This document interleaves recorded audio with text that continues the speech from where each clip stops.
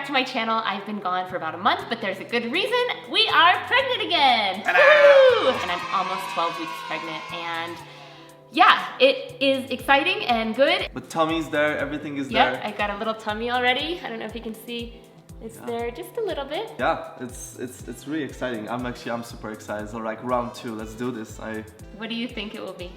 I think it's gonna be a girl. I just want a happy, healthy baby. I really, me well, too. Of course. So I would be totally happy to have another boy, but also it'd be cool to have a girl. So we'll just see how it goes. I don't know. But yeah, we are very excited, and I feel like I'm gonna be calmer, and we kind of know what to expect. Yeah, that's kind of a good thing I think this time around is, although it's probably, you know, nothing is ever exactly the same, kind of have an idea of what to expect as opposed to everything is brand new and is this supposed to happen or what's going to happen now.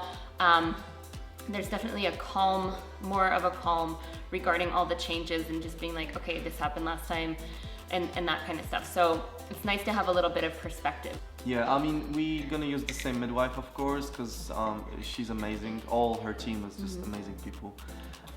We definitely want to do it in home again.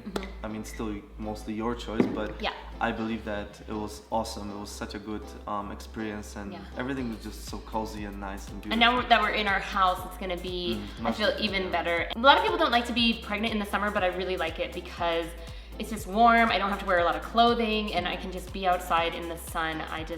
And I feel like when Eli was in my tummy before, he loved the sun. Anytime we would go out, he would just be like feeling the sun. Yeah. So yeah, okay. Yeah, I can just disappear.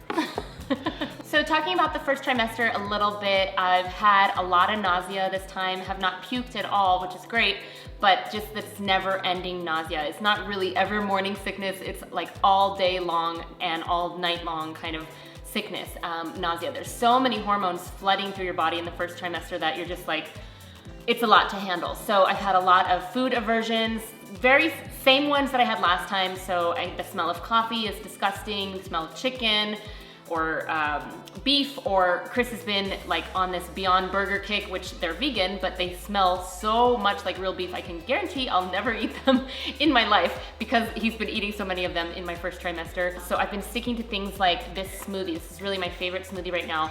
It is mango and strawberry and orange juice. And what I've been doing to kind of fool myself is I'm juicing some either spinach or chard or kale with my orange juice when I make the fresh orange juice, and then I'm sticking it into the smoothie.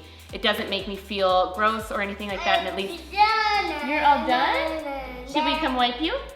I've been really wanting to feel clean also. I feel like when I am pregnant and my smell is just so intense that I want to clean my body as much as possible. So not like multiple showers or like majorly taking showers, but I'm doing tongue scraping, I'm doing oil pulling when it doesn't bother me nausea-wise. Neti pot, I'm doing dry brushing, and I'm just trying to stay as clean as possible because you can kind of, I mean, I don't know if this is the case for everybody, but I can just smell myself and I can smell like humanity all around me. And so I just am trying to stay as clean as possible. I've been really busy this last month, especially when I took the time off from YouTube. I was working a lot, I was performing a lot. In addition to that, doing Pilates. And I remember on New Year's Eve, I just had this really surreal moment. It was really interesting. I did this show, and the costumes that I wore were the exact same costumes I wore the first time I was pregnant with Eli in a longer running show. And I remember, it's like I just went back in time because I was like loosening the corset up and loosening the dress up because my belly is getting bigger. It was like at the exact same week as I was in that show the first time around. So starting in October of this year, so that was 2019, I'd kind of been thinking like, you know, if we're gonna have a baby, I kind of want to do it sooner than later. We'd been talking about it. And so for me, maybe not for everybody, but after being pregnant, I was really like in tune with my cycle even more. I was always doing like natural family planning beforehand, but after birth, I really felt like super tuned in and I could tell exactly when the peak days of ovulation were. And in November, I knew when those peak days were, and I said, hey, you know, now's the time if we're gonna do this. I knew that something was up, I wasn't quite right. I didn't film taking the pregnancy test at all because I was just thinking, I can't possibly be pregnant. That was the first time we tried. And I did 2 pregnancy tests in a row and they were both positive. And I was like, okay, here we go.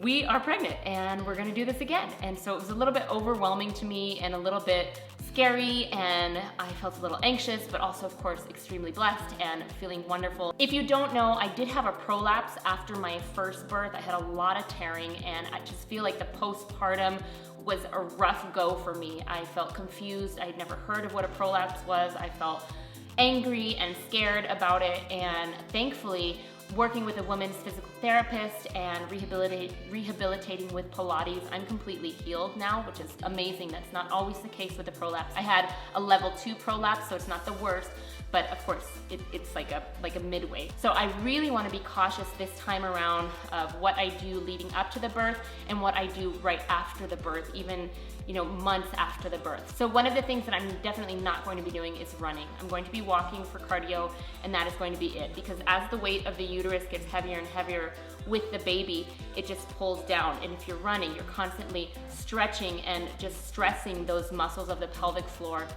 and it can actually lead to some damage farther down the road, especially with my previous history. I have already talked to the women's health physical therapist that I went to last time, which first of all, I didn't even know was a thing before, but it's totally a thing. If you're dealing with any kind of incontinence, a prolapse, any kind of abdominal separation, go see a woman's physical therapist, find one in your area. So I will see her near the end of my pregnancy to just kind of prep for birth. I'm not exactly sure what she's gonna do, but I will totally tell you about that if that's something that you're interested in. So if you have any questions about pregnancy or birth or lactation or diet on during pregnancy or postpartum, please let me know, because I want to address those things. I want to share my experience, but I also want to give you some help if you're struggling with anything. Not that I'm an expert, but I have gone through this before, and I feel like I'm really aware of my body this time around. So yeah, just somebody to bounce some ideas off. Whew, I'm out of breath already. That's something that always happens when you get pregnant. You just start to lose your breath. I'm not even that pregnant yet, but it's happening. So anyhow, thank you guys so much for watching this. Thank you for sharing in this journey. I'm really excited about it, and I hope to bring you along and share as much as I can. Do let me know if you have any questions. Give this video a like, and please subscribe to my channel so you are able to keep updated with these pregnancy videos. Thanks so much for watching, and I appreciate your support. Bye.